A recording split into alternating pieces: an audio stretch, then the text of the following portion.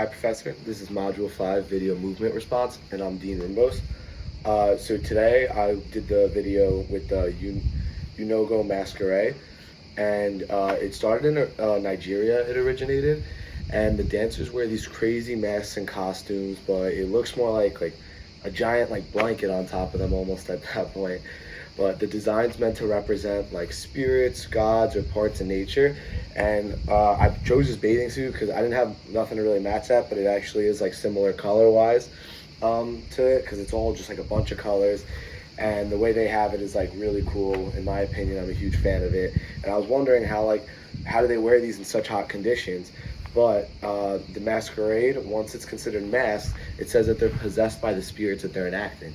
So maybe it's almost in a sense to show that like these greater beings don't have weaknesses like getting hot like we do, and that could be why they're like able to withstand such high heats with such huge layers of clothes over everything, which is pretty crazy to me.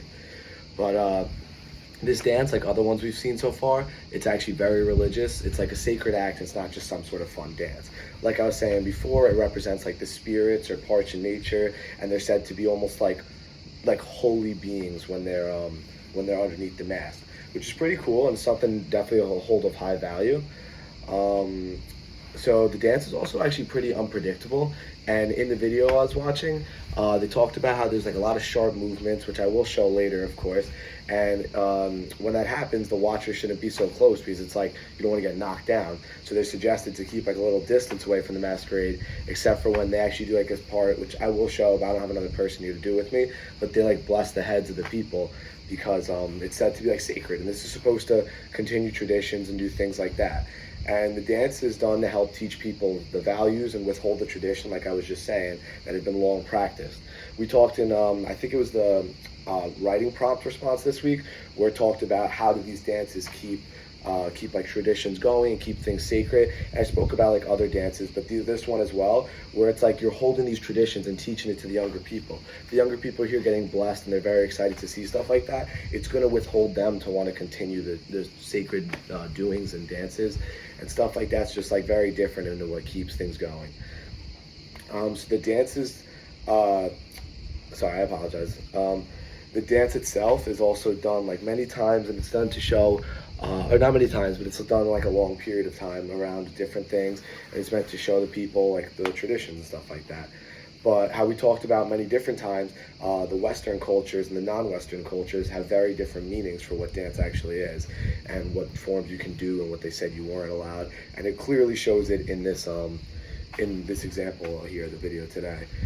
But they're showing how like the dance through the body is connected to the spirit in this non-Western culture in Nigeria with the Unogo masquerade. But when you're in like say Christian or Judo-Christian religions, the way they do it is nowhere near like that. They say the body and the spirit separate and it shouldn't be combined.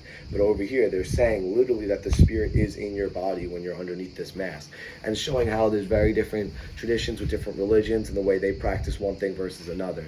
But this is a great example to show how dance can be used in religious purposes. So I guess I'm going to start with my dance now, and then I'll show. Yeah,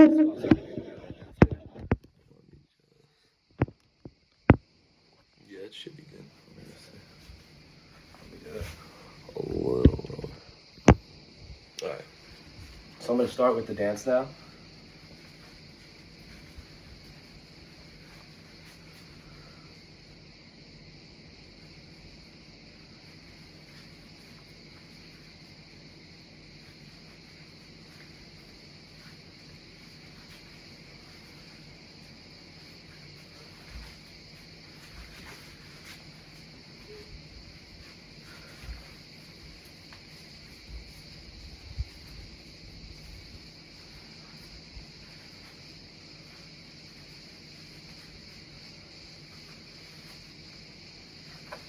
So that was the dance I did for. Oh yeah, let me move it up a little bit. But that was the dance I did for the Unogo Masquerade. And see, I'm already sweating. I'm out of breath right now. It's hot. But you see how if you watch the video, the dancers over there don't complain at all, or I mean, they don't really talk much. But they don't look like they're dying in there. But I'm in a tank top and some shorts, and I'm like sweating. I can't imagine how it would be under there if they weren't like with the spirits.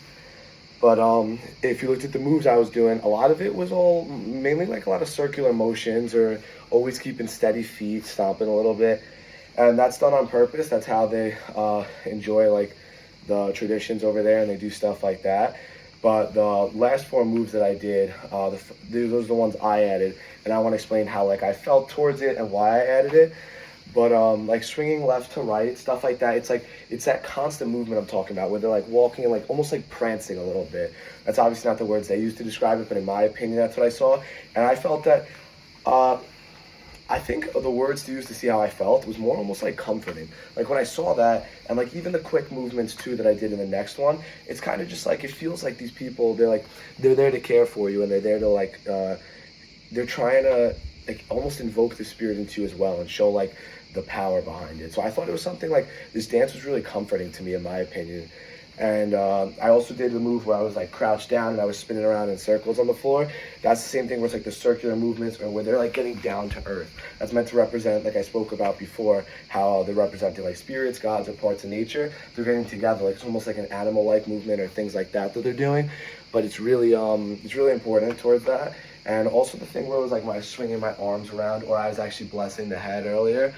Those ones are really meant to show like that they're also like people as well, and they're also there for like I don't know how to put it into exact wording, but I'd say something along the lines of where it's like they are there with you, like you're going through the same things you're going through. And to me, it was just pretty cool. It really made me feel like you're really a part of the same thing, and we're all like the same. But I'd definitely say, in my opinion, comforting was a word to use to say how I felt during it. And I just felt like, I don't know, maybe it was the circular movements, the way they were moving. It seemed like they were like, they're definitely powerful, of course, but also like they were down to earth with you. They were there for it. And I'm really glad to have participated in this dance. I thought it was something really cool to learn about and the meaning behind it. And yeah, it also shows the divide between like how non-Western cultures and Western cultures view dance and different opinions on that. But overall, I'm really thankful to do it, and thank you. Have a nice day.